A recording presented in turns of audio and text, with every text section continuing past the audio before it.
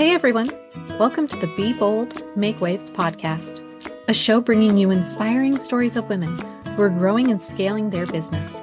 I'm your host, Laura Comark, a website and tech integration specialist who works with online business owners who love their work and not their website. Join me as we have incredible conversations about business, mindset, productivity, and of course, the website and tech behind the business. Let's go ahead and dive in to this week's episode. Welcome to this week's show. I am so excited to introduce you to today's guest, Bevin Farrand. Back in 2019, after unexpectedly losing her husband 5 days after they returned from a whirlwind trip to France, Bevin founded the Take the Damn Chance movement. Her DAM framework has inspired hundreds to connect with the people they love, do the crazy thing that makes all the difference, and when given a choice, to take the damn chance. Additionally, she's an executive business strategist and coach, and my coach, who supports small businesses and entrepreneurs in developing and executing strategies to take their revenue to 6 and 7 figures. Bevin, thank you so much for being here today. I'm so excited to have you on the show. Can you tell our audience just a little bit more about you and how you got started in your business? Yes. So Laura, I feel like you're already going to start crying. And I feel like we also need to give your audience a warning that this could last hours. Every time we talk, it could last hours. It's so interesting because you and I met just 2 months after Mark passed away. Yes, we met in real life, in person, which was really awesome. I remember we had both joined a program, and as part of the bonus for joining, we were put into a smaller group coaching group to work through the program. And I remember when you first came on, you were like, oh, I do project management. I was like, oh, I bet she's like lists and spreadsheets. That sounds like my kind of gal. Yeah, which is true. I was all about the spreadsheets for a long time.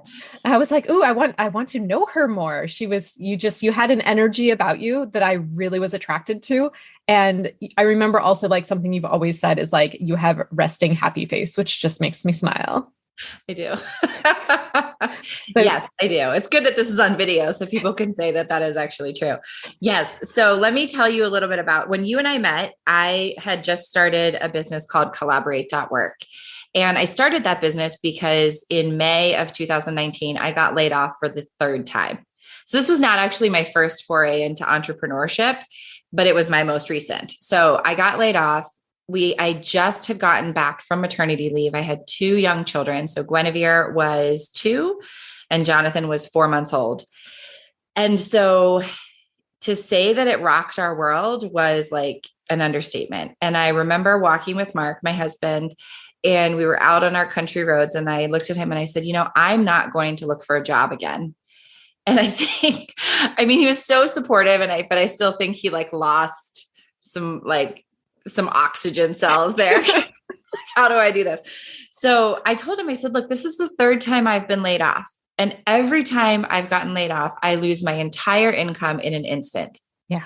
And I don't want to do that anymore. I don't want to put the financial health of my family into the hands of any one person. And so I said, what I want to do is I want to take what I've been doing for over 10 years. So I've been in the digital marketing world as a senior launch manager, a brand director, a producer for over 10 years for some really big companies that are doing great things in the digital marketing space. I was like, let me take that and use it with smaller businesses, entrepreneurs who want to grow their business to the high 5, 6, and even 7 figures, but don't need a full-time COO, don't need a full-time brand strategist. And so that's what I did. And I said, let's do this as a proof of concept. Let's see if I can make $5,000 by the end of August. And if I can, then we'll keep going. I'll still look for jobs, but we'll keep going. And so I did that. I made $0 in June. I made $1,000 in July. I made my first $5,000 in August. And then I want to say maybe October was my first $10,000 month. And so I was then starting to consistently hit $10,000 months. And that was my goal, right? My goal was to replace the salary I had made before. Now, in all of that is when I met you, started Collaborate.work.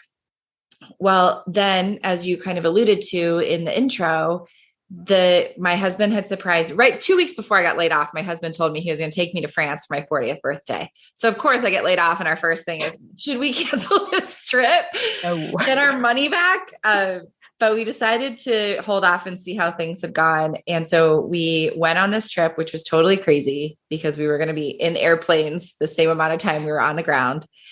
And we left our 2 small children at home. So Guinevere was 2.5. Jonathan was 10 months old at the time.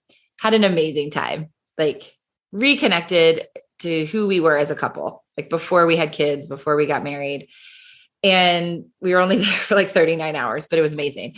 And we came back and we planned, it was Thanksgiving week. So we did all the stuff around the house, and Mark had taken the week off work. So we took Guinevere to her first movie theater show and like prepped the house, which is my favorite holiday, is Thanksgiving. And then the day after Thanksgiving, I went upstairs to wake up Mark, and he had passed away in the middle of the night. And we had no idea that he had undiagnosed heart disease. This trip was not like a last hurrah type situation. It was just a crazy trip. And so all of a sudden now I was the solo parent of 2 children under the age of 3. I was now the sole financial provider with a very fledgling business that had not yet been tested truly. And I'm doing it all without, truly the love of my life and my biggest cheerleader next to me. And so there were some people that immediately were like, well, you got to go get a job. And I was like, no, that to me has not felt any more secure. Yeah. And so I made a post about a month later talking about that trip and about losing Mark and saying, I'm so glad that we were on that adventure together. And anytime you're faced with a choice, just take the damn trip. And that really resonated with people. And I got so many people reaching out, and I realized it's not about a trip. It's not a vacation. It's really about taking the chance on yourself. So like, you take the damn chance, take the leap. I mean, your audience gets that if they're entrepreneurs, like take the leap. And so I knew that was going to be something, but I didn't know what. And so I continued to grow Collaborate.work. I grew it to $300,000 in that first 18 months. And then I scrapped it. I said, I guess we're done. But no, I shifted my focus now to the Take the Damn Chance movement. And there's a lot of different iterations, a lot of different focus areas under that Take the Damn Chance movement. But I'm so passionate about helping people bring their big, bold dreams to life, because we truly never know what's going to happen. And so I always say, we never know what's going to happen. And that's not a reason to live scared, but it is a reason to live fully. And that is my passion. If that means helping people bring their businesses up to 6 figures and beyond so that they can have their big, bold, wonderful life, then that is what I throw myself into. If that is, somebody being a solo parent and, expanding their family, like I just want people to really, I don't want anybody looking back on their life and looking at it with regret. Yep. And I resonate with that so much. I mean, there was a time in my life where I looked around me at my corporate life and my mortgage and was like, is this all there is? Yeah. And I went, I don't want to wake up one day and say, what if? And that's when I went and turned and noticed, walked away from my mortgage. It was back in 2008 where my condo wasn't worth anything anyway, and bought a one-way ticket to the Caribbean to just go see what happens. And that was, I remember so many people are like, but how long are you going for? I said, I don't know, till the day it's not fun anymore. Or what if it doesn't work out? Well, then I'll come back.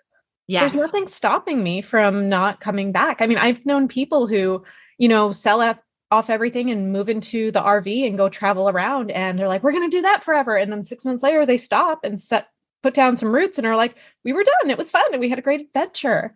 Yeah. The best advice first of all, I love the phrase. It seemed like a good idea at the time. Like it really does help, like, take some of that pressure off of making the change. Of like, well, why did you do that? Well, it seemed like a really good idea at the time. But the very best advice I've ever gotten, I was 13 years old and I had been offered a full ride scholarship to a boarding school. And my dad and I sat down for like 3 hours talking about whether to go, whether or not, all the things that I would miss either way. And at the end of that conversation, he said to me, Bevin, you're going to make the best decision you can with the information that you have at hand. And if in 6 months or 6 years or 6 weeks, you make a different decision, it's not because this one is wrong. It's because you have more information and you are making the best decision you can with the information you have at hand. And especially in my entrepreneurial journey, that has been really powerful. Absolutely. Because I don't look at things like saying, oh, I made a mistake, I failed. I'm like, well, it seemed like a good idea at the time. I had the information at hand. Now I have more information. Let me make a different decision. Oh, I just love that so much. And you've posted about that before on Facebook. And that's something that I've quoted you and your father on, because it's just so good. And it's so true. I mean, we also, as business owners, reserve the right to change paths, to pivot. Like you said, you had collaborate.work was going and you built it up and then you made a pivot. Yeah. You can do that. You can do that. I mean, so one of the things that I teach in my Do the Damn Thing method is creating your damn manifesto. And that is finding your yes and your 6-dimensional why. And when you do that, I then put it through what I call the trip filter. And you ask yourself, is this my top priority? Like, am I willing to make it my top priority? Am I willing to resource it? Is it inspiring? Is it personal? So as I built out the most recent training around the Do the Damn Thing method, I created for people what I call the parking lot. So because entrepreneurs, we have shiny object syndrome, right? Absolutely. I mean, all these ideas, we're like, I'm going to have an Amazon store and be a web designer and, open a coffee shop, all of these things. And it's not to say that you can't have all of those things. It's that you just can't have them all at once. Because when you try to do that, it's like driving 17 cars to the same place. It's like, okay, I'm going to drive this Toyota Corolla like half a mile, then I'm going to run back and I'm going to get my Maserati and I'm going to drive that 2 miles. And then I'm going to run back and I'm going to get my Honda Odyssey and I'm going to drive, but nothing's getting there because you're trying to bring all of these cars along at the same time. So I encourage people to put it in the parking lot. And so you have these ideas, you don't forget them. You don't try to ignore them. You actually create a parking lot, either in a journal or a Trello or wherever you want to do it. And you give each idea its own little parking spot. And when you come up with more ideas for it, you can write it in there. Right. And if so I always say, like, some cars are going to rust, like some ideas are just going to rust and you're never going to drive them again, but some are going to keep getting your attention. And so if you think, maybe I do want to make that change, then you go through the damn manifesto process and you say, okay, so if I want to make this big old switch, what's my yes? What's my 6-dimensional why? Put it through the trip filter. And if you're not willing to even do that, are you really willing to bring it to life? So like when we talk about a pivot, like there's some things where it's just a tweak, but if it's a true pivot, think through, because the 6-dimensional why piece looks at how bringing this to life is going to impact the 6 most important areas of your life. And it's going to, positively or negatively. So knowing that, then you make the decision. Then you're not driving these cars 3/4 of a mile each way and then going, oh crap, I should have gone back and picked that other one up. I love how you talk about the difference between a pivot and a tweak. I've never said that before. So that just stuck with me because yeah, because I feel like I say that I've done a lot of pivots, but really it's not necessarily I'm pivoting. I'm just tweaking it a little bit because I'm not going from web designer to yoga instructor. Right. Right. So, well, like my yes is that I want to share the DAM framework with as many people as possible in as many ways as possible. And can you tell the audience what DAM framework? Yeah. Oh, yeah. I guess we did run through that. I know that one. So yes. Okay. So after Mark passed away, and as I started to build this out, I looked back at the hardest things that I have ever been through. So I didn't just lose Mark when I was 40. I lost my dad to cancer at 24. I lost my home in a house fire in 2010. I've been through years of fertility treatments and a miscarriage and IVF to have my kiddos. And then I looked at the most amazing things that I've done, like growing the business to $300,000, building our dream home, having these kiddos. And I had to think about what it is that I do differently, not better, but differently than people, that allows me to navigate these things with grace and creativity. And so that is where the DAM framework came up. So I say that a lot. Like I say the word DAM a lot, but it does mean something. It is decide and declare, attend your own party, moments, not minutes, and now is the time. And so everything I do is based around those mindset shifts. So as I like talked about my yes, right? My yes is sharing the damn framework. When I initially started out, I was like, I'm going to do this through courses because I have a background in courses. So I'm like, I'm going to do this through courses. Well, then I realized I actually much prefer working with people in a more intense way. I prefer a mastermind. So now I have the Grow the Damn Business Mastermind, which is what you're a part of, right? Mm-hmm. It's where I help female entrepreneurs grow their businesses to 6 figures and beyond. We still use those mindset shifts, but it's focused on the business. So I realized when I say as many ways as possible, I love speaking. I love being up on stage, being on podcasts. I'm working on my book. I have this mastermind. I do some one-on-one work, but very little right now. So that to me that was the tweak. I didn't give up the damn framework. I tweaked how I was going to share it. Love that. I would love to know a little bit more about when you're talking about the mastermind and how you decided to do like a mastermind small group coaching instead of doing the one-on-one. Because I know for me, I love that it's a small group. Yeah. I love that we all get like one-on-one attention, but there's also other people to bounce ideas off of. I love the connections I've made through that. And I see so much more value in that small group coaching than in just doing one-on-one. Yeah, I do too. I mean, look, I've worked as a one-on-one coach. I have had coaches. I have been part of masterminds. I have run the gamut of them. I personally love the energy of the right fit of a small group with a mastermind, because like you said, you're in a group setting. Now for everybody's different, right? But for my mastermind, I try everybody gets one-on-one attention in the group setting, right? And so what is great about that is you're learning from other people, mm-hmm. and you're learning from mistakes you didn't even know you might make at some time. We don't know what we don't know. So if I don't know about how to write a contract, or if I don't know about if I don't even know that like challenges exist, right? Like I love to run challenges, but if I didn't even know that existed, how would I know to go to my coach and say, tell me about this? So instead, if you're in a small group and somebody says, oh, I'm thinking about running a challenge, then you're like, oh, let me hear about that. Mm-hmm. And then you get to see what they've done and where there's been pitfalls and stumbles, and then you can avoid those. Or like one of the masterminds I'm in, like somebody had an issue with a contract and everybody else was like, oh my gosh, I never even thought about putting that clause in a contract. Yep. Or, hey, some of the people were like, I didn't even have contracts.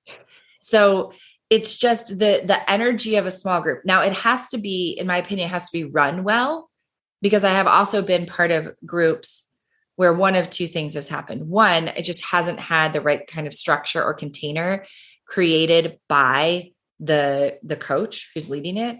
Or I always know when it's my turn to leave a mastermind if I find myself coaching more than I'm getting coached.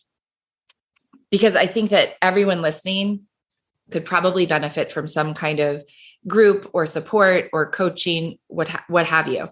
And you never want to be the smartest one in the room, right? Like you want to make sure that you're getting benefit from the group that you're part of and not just giving of your energy and time and attention. That's a really generous place for you to be. But if you're paying to be a part of a group, you also want to be challenged and you want to be stretched. Yep, absolutely. I mean, someone I quote often, Denise Duffield Thomas, she talks about this all the time where, yeah, you need to be surrounding yourself with people who are a couple steps ahead of you. Yep. Because that's how you're going to learn. Yeah. And you can have people a couple steps behind you so that you can teach what you know, but just not all of them. Yeah, exactly. And I know that's where like I resonate with you so much because you have small children and I have small children. You can probably hear them in the background, actually. I actually cannot hear that. That's good. But I mean, for me, one of the struggles I've had is just comparing myself to others who are much further along than I am. And I have to remind myself that I'm building a business while I'm also raising a family. And Yeah. not everyone in the online space is doing those two things simultaneously.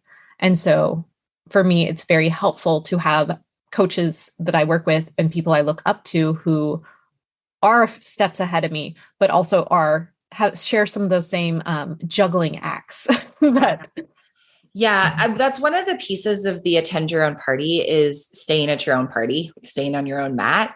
And so comparing ourselves to where we've been and where we want to go. And this was something I really dug into this year because we have this tendency. So you can always make yourself feel better or worse depending on which way you want to look. Yeah. Right. If I want to make myself, not that I would do that, it sounds so bad, but like if I want to make myself feel better, I look at people who are not as far along as me, who, have something going on that like I have already overcome. But if I want to make myself feel worse, I look at people who are so much further along and I'm like, oh, why am I not there? So I do think it's important to have role models and to have people that we do look up to. But what I have started to try to do is detach the qualities of that person from the person. Right. So it's like, one of my mentors is Amy Porterfield. And I look at her and I adore her. Right. Like I've loved every conversation I've ever had with her. Like you said, she is a stepmom. She does not have small children. Her son is in college. She has been in this business for X number of years. So if I just want to be like, oh my gosh, how is she running this multi-million-dollar company? If I want to make myself feel bad. But if instead I think, well, what do I love about Amy? I love her authenticity. I love her kindness. I love her consistency and how she shows up. I love how when I was on her podcast, I love how inquisitive she is and how present she, like those are the things I love about her and her business. So I try to find those in myself. And you can do anyone you're like looking at saying, Jenna Kutcher, Marie Forleo, all these names, right? Any of them. You can say, well, what is it that I like about them? Because there are going to be parts of their business you don't like. So it's really, I think when we can detach that, then it's more, I think it's easier to not make ourselves feel bad. I love that. I think that's such a great tip. I don't know that I've ever looked at it that way. I know what I've tried to do is look back on like my journey and be like, but look how far I have come. Mm-hmm. I had a friend I was talking with at the end of last year and we were talking end of year numbers and she was kind of like down on herself. I'm like, you had a family situation that came up. And so you took a big chunk off. I'm like, look how much you made in 6 months that you worked last year, like that you were really actively in your business, working on your business. Imagine like the potential. I'm like, and how much were you making in corporate? Yeah. Like, and you did all of that. And she was like, wow. I'm like, we need to be kinder to ourselves. And I need to do it to myself as well. Yeah. But also really looking back and seeing like how far we have come, even just from a few months back. Yeah. I took 3 months off in 2021 for maternity leave when I had my daughter, Maristella. And so my 2020 revenue was much more than my 2021 revenue. Right. So I had a dip in 2021 is what I'm trying to say.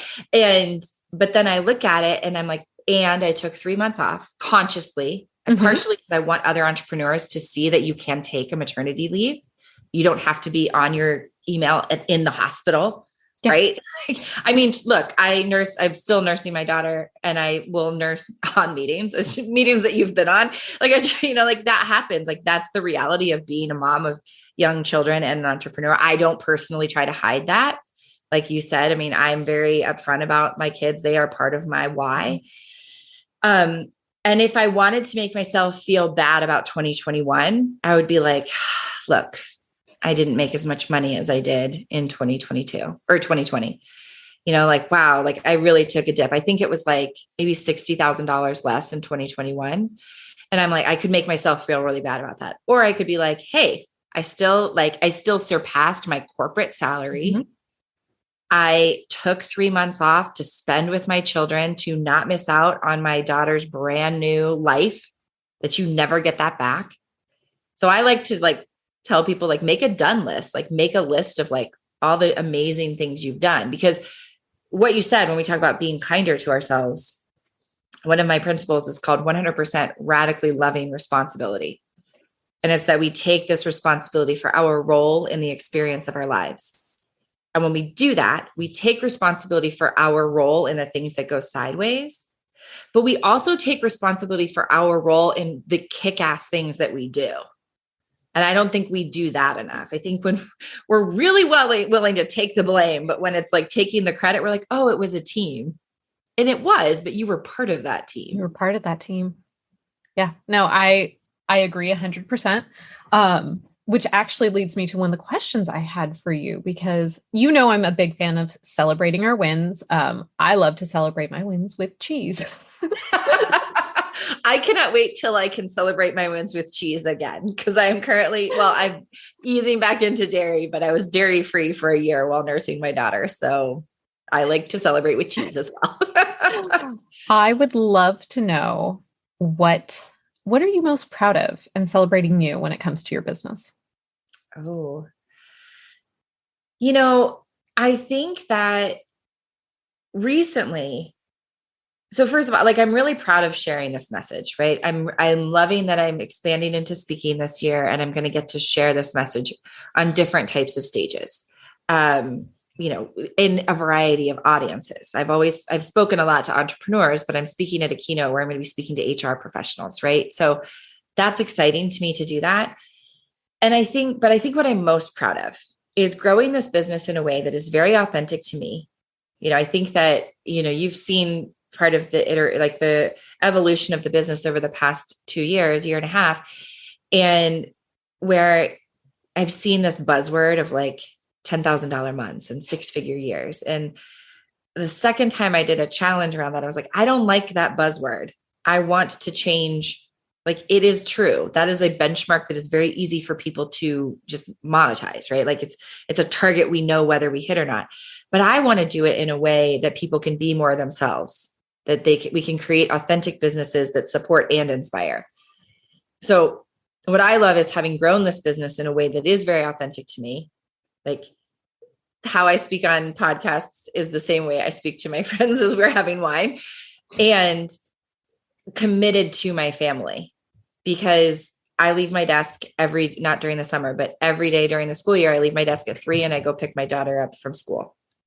I do my best to either pick up or drop my son off from preschool, because he's a half day. So I am committed to that. Recently, my childcare situation is changing again.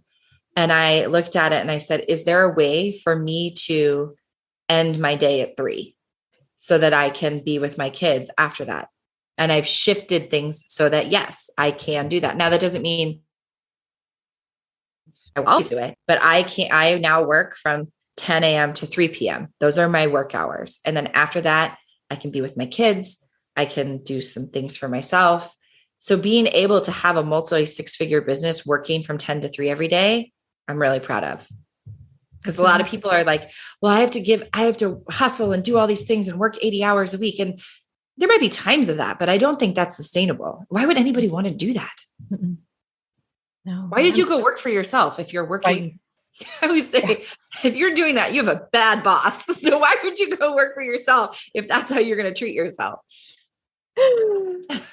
I love the idea of simplifying our businesses. I love the idea of making it easier. I know this is something I've been trying to implement more in my business and in my clients' businesses, is just like ways to simplify. Mm-hmm. So I would love to know on that topic, how do you find that you're simplifying your business, aside from like getting clear on the boundaries of the hours that you are available? Like, how do you simplify things? Because there's a lot going on. Like, you're wearing a lot of hats. Like, you're wearing a lot of hats. I do. So 2 things. One, that is one of the reasons that my primary offer is my mastermind, because I don't want to have a million different offers. Yeah. So it's why right now I don't take any more one-on-one clients. But and I know for myself, because I love the mastermind structure, that I'll probably expand that out, and I might have more people in it, or I might have different cohorts of it, but I love that structure. So that is one way that I do it. I also have a lot of help. So people will often see what I do and they're like, oh my gosh, how are you doing this as a solo parent? I'm like, I have a lot of help. But I've structured my business in a way that I can afford that help. Yeah. So I used to think I needed to do everything myself. I delegate so much right now. Like, so if I don't love it, if I don't enjoy it, I usually don't do it. So like we have 2 acres of land. I get zero joy out of gardening. So I outsource my lawn care. Yeah. And, like, because it's like, am I really going to want to spend all day on a Saturday pulling weeds? No, I am not. So I also have a full-time nanny, and I have like a second sitter who helps like with meal planning and stuff. So, and I think sometimes we have this guilt over that. This is how I realized Mark and I, when we were on our way home from Bordeaux, we were making a list. I was like, who should I bring on in my business? I feel like I'm overloaded. I need to bring somebody on. And we were making a list of all the things. It's a do, dump, delegate list, right? So all the things that I do, what could I delegate? What do I need to do? What do we dump? And we realized that the things that really needed to get done were things around the house. Yes. Laundry, just like simple cleaning, lawn care, all those things. And so I was like, well, we just need to hire somebody to come in 5 hours a week and just do the laundry and do the things. And he was very resistant to that at first. And I was like, but here's the thing. Why do we think it's okay to hire a babysitter to come watch my kids for 5 hours so I can catch up on the laundry instead of hiring the person to do the laundry so I can spend the time with my kids? Yeah. And that shift really helps. So I delegate a lot there. I have 2 actually amazing team members that, one of them is sort of my executive assistant, but she's shifting more into like where she pitches me on podcasts and pitches me on speaking events.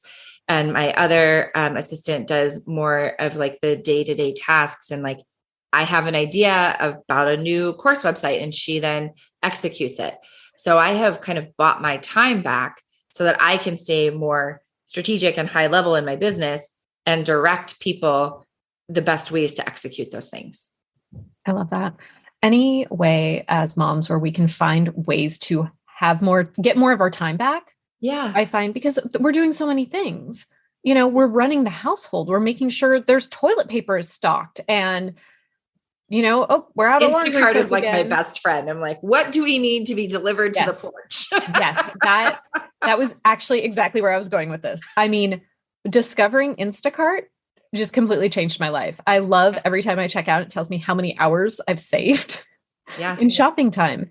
And I'm also helping support someone locally who is running around and doing my grocery shopping, which I so appreciate because just to go to the grocery store, it takes 20 minutes at least to drive there, an hour at the grocery store, 20 minutes to drive home, and then another 20 minutes to unload the car and put everything away. Yeah. Somebody once said to me, I can't believe you're paying the fee to have your Costco delivered. I'm like, well, Costco is almost an hour away from me. The fee, like with tip or whatever, it was like $30 that day, maybe 40. I don't know. But I was like, it's an hour there. Like you said, an hour at the store. I always end up buying stuff I don't need if I actually go. Right. And then an hour back. So let's just look solely at the time. It is 3 hours of my life. Now, look, if you're like, I want to go to Target and Costco because I can leave my kids at home and I can actually have some downtime to myself, great. That is time well invested. But if I'm trying to cram a 3 to 4 hour trip to Costco into my life, first of all, just breaking that down by dollars per hour, $10 per hour, right? I make that much, way more than that in an hour working with clients. So when we're looking at how could I possibly afford to delegate to somebody to deliver my groceries or to an assistant or whatever else, you look at, so if you're an entrepreneur, which I know many people are, and we're looking at, okay, how do I bring on a VA, right, to do all these things? Well, if you paid a VA even $20 an hour, so you had them for 5 hours, you spend $100. If you cannot make that $100 back in the 5 hours that you have just bought back, then you need to be shifting where you're spending that 5 hours. Yeah. Or for me, sometimes I'm like, yeah, that 5 hours is where I get to go take my daughter to her dance recital, or I get to go to hey, I'm going to have you work on this 5 hours and I'm going to take my kids to the water park today. And that is a good exchange for that money. So that's where we have to start especially women, we have to start valuing our time as much or more than we value our money. Absolutely. Absolutely. I feel like I have that discussion with my husband a lot because I tell him, because he very much wants to do, I can do that, I can do that, I can do that. And I'm Yeah. like, but how much is it going to cost for you to take time away from the other things that are more important to like build this? It was like a little center console cover when I got my car. And Yeah. I found a cover so the dog's nails don't poke holes in it. Right. And I found this cover on Etsy for like $30. And he's like, I could have made that. I'm like, well, Yep. yeah, but the time it would take you, your Yeah. time is more valuable than the $30 I spent and supported someone who handmade this. Yeah. It, That was that was a conversation I had with Mark when we first hired somebody to mow our grass, because Mark would spend, first of all, again, 2 acres and we had a push mower. So Mark would spend literally the whole day, Saturday, mowing just around our house, which is like on the 1 acre. And I was like, okay, so Mark, you are spending, let's just say 6 hours. And I know that you make, I think we conservatively said $40 or $50 an hour, right? Let's just say 40. I'm like, okay, so if I was just paying you dollars for hours, it's $240 that I just paid you. They will come mow our grass for $80. They will get it done in 90 minutes. And you have now bought back 6 hours of your life. Yeah. I said, so now if you really feel bad about that, just go work 2 more hours at work this week. I don't care. And that's the $80 for now. Again, so on the flip side, like we have this field and I didn't do it last year, but like I love to mow the fields because it's just straight back and forth. I get to like put my headphones on and listen to an audiobook. Nobody's crawling on me.